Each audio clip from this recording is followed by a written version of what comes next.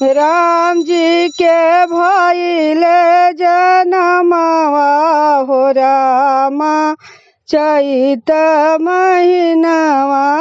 राम जी के भइले जनमवा हो रामा चैत महीनवा। जोग लगन ग्रह बार तिथि जोग लगन ग्रह बार तिथि सगर भय अनुकूल सगर भय अनुकूल। चारु ओरिया चरज हरस मोहि राम जनम सुख मोहि। चारु ओर अचरज हरस मोहि राम जनम सुख मोहि। राम जी के भइले जनमवा हो रामा चैत महीनवा।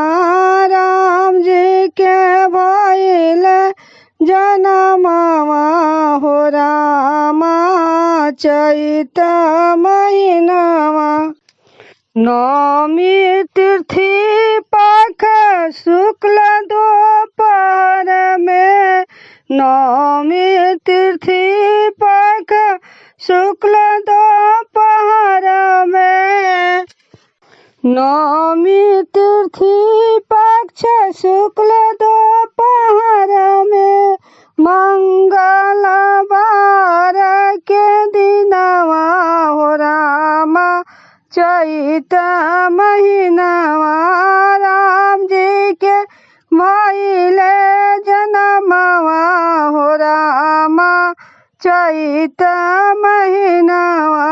नवमी तिथि शुक्ल पक्ष शुक्ल दोपहर में नवमी तिथि पक्ष शुक्ल दोपहर में मंगलवार के दिनवा हो रामा चैत महीनवा। मंगलवार के दिनवा हो रामा चैत महीनवा। राम जी के भइले जनमवा हो रामा चैत महीनवा। राम जी के भइले जनमवा हो रामा चैत महीनवा। सजी सजी आवत विमान ब्रह्मादिक सजी सजी आवत विमान ब्रह्मादित आई भरे आसमानवा हो रामा चैत महीनवा। आई भरे आसमानवा हो रामा चैत महीनवा।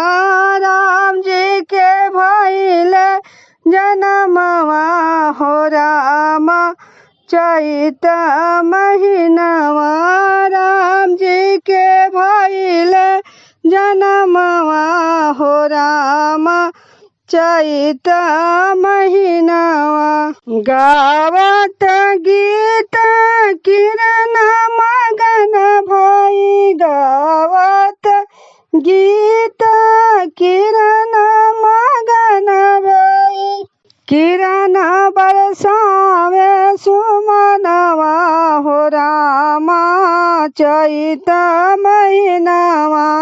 किरण बरसावे सुमनवा हो रामा चैत महीनवा। राम जी के भइले जनमवा हो रामा चैत महीनवा।